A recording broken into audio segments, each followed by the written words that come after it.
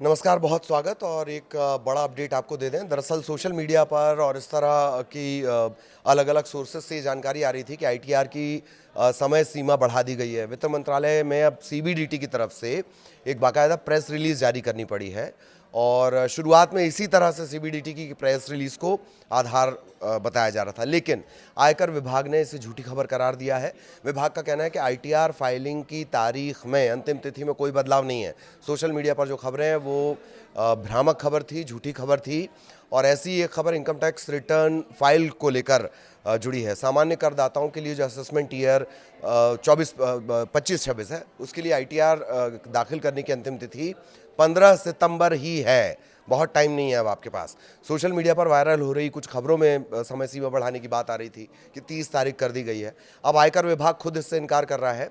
अंतिम तारीख को आगे नहीं बढ़ाया गया। Central board of direct tax या सीबीडीटी जिसे कहते हैं, उसने बाकायदा एक प्रेस रिलीज़ भी जारी की कि अंतिम तारीख जो है वो नहीं बढ़ाई गई है। आयकर विभाग ने 14 सितंबर को यानी देर रात एक पोस्ट किया है एक्स पर, सोशल मीडिया एक्स पर पोस्ट किया और इस खबर को फर्जी करार दिया जो ये कह रही थी कि 30 तारीख तक आप अपना आईटीआर फाइल कर सकते हैं।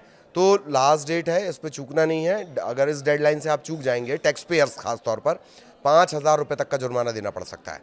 केंद्रीय प्रत्यक्ष कर बोर्ड सीबीडीटी, इसकी तरफ से टैक्स पेयर्स को बड़ी राहत ऑलरेडी पहले दे दी गई थी। जो असेसमेंट ईयर है 25-26, उसके इनकम टैक्स रिटर्न दाखिल करने की जो तारीख थी वो 31 जुलाई से बढ़ाकर 15 सितंबर पहले ही कर दी गई थी और इनकम टैक्स ने इस डेडलाइन को लेकर सोशल मीडिया पर अलर्ट भी जारी किया। लास्ट डेट बढ़ने की अटकलें खारिज कर दी गई हैं।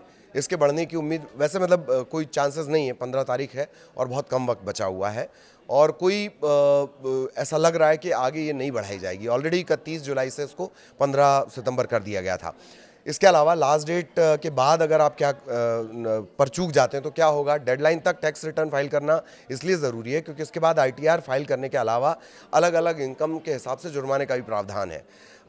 इनकम टैक्स की जो धारा 234F है, उसके तहत डेडलाइन के बाद रिटर्न फाइल करने वाले टैक्स पेयर जो होंगे उन पर जुर्माना लगेगा।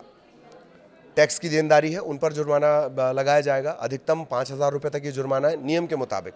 अगर टैक्स पेयर की जो इनकम है, कुल इनकम 5 लाख से ज़्यादा है, तो फिर देरी से आईटीआर फाइल करने पर उन्हें 5,000 रुपये का जुर्माना देना पड़ सकता है।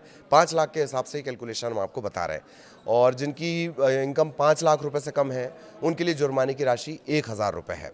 इनकम टैक्स रिटर्न भरने में देरी के चलते जुर्माना झेलना पड़ सकता है। कई तरह की दिक्कतें और भी आ सकती हैं। टैक्स बकाये पर सेक्शन 234A के तहत 1% मासिक ब्याज देना पड़ता है। वहीं देर से अगर फाइलिंग पर रिटर्न की प्रोसेसिंग में भी वक्त लगता है तो रिफंड पाने में भी देरी का सामना करना पड़ेगा। और एक बात और ध्यान में रखें कि जानकारी छिपाने या गलत जानकारी देने के मामले में इनकम टैक्स एक्ट के तहत जेल का भी प्रावधान है।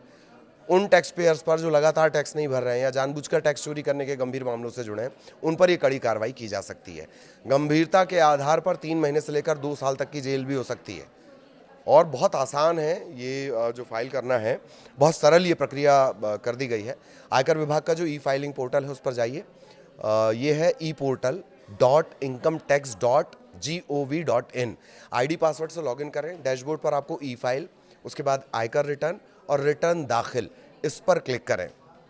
असेसमेंट ईयर 2025-26 सेलेक्ट करना है, कंटिन्यू पर क्लिक करना है, ऑनलाइन फाइलिंग का ऑप्शन चुनना है। अब टैक्सेबल इनकम और टीडीएस कैलकुलेशन के हिसाब से आईटीआर फॉर्म आपको चुनना है और फिर स्टार्ट पर आपको क्लिक करना है। अपनी आय कटौती का ब्यौरा देना है। टैक्स लायबिलिटी के मामले में ब्यौरे के आधार पर शॉर्ट विवरण दिखेगा। अगर लायबिलिटी नहीं बनती तो प्रीव्यू रिटर्न पर क्लिक करके वैलिडेशन के लिए आगे बढ़ें। ये वाला ऑप्शन आपको चुनना है। प्रीव्यू देखें, रिटर्न फाइल करें, पेज पर वेरिफिकेशन के लिए आगे बढ़ें और ई वेरिफिकेशन कंपलसरी है। ई वेरीफाई पेज पर वेरिफिकेशन के लिए जो ऑप्शन है, अलग अलग ऑप्शन है, वो चुनें। कंटिन्यू पर क्लिक करें। रिटर्न को ई वेरीफाई कराने के बाद फॉर्म को भरें और उसकी सूचना आपको स्क्रीन पर भी दिखाएगी। ट्रांजैक्शन आईडी और एक्नॉलेजमेंट नंबर स्क्रीन पर नजर आएगा। इससे आप भविष्य में जाकर अपने आईटीआर का स्टेटस चेक कर सकते हैं। ई फाइलिंग पोर्टल पर रजिस्टर्ड मोबाइल नंबर और ईमेल पर फॉर्म सफलतापूर्वक भरे जाने का जो मैसेज है वो आपको मिल जाएगा। लेकिन अब आपको बिल्कुल देर नहीं करनी है, बिल्कुल लापरवाही नहीं करनी है। ऑलरेडी आपको करीब करीब 1-1.5 महीना दिया जा चुका है अगर आप आईटीआर फाइल करते हैं तो। और इन खबरों को बिल्कुल नज़रअंदाज कर दीजिए। ये भ्रामक है कि 30 सितंबर तक तारीख बढ़ा दी गई है। 15 तारीख ही इनकम टैक्स फाइल करने की आखिरी तारीख है। नमस्कार।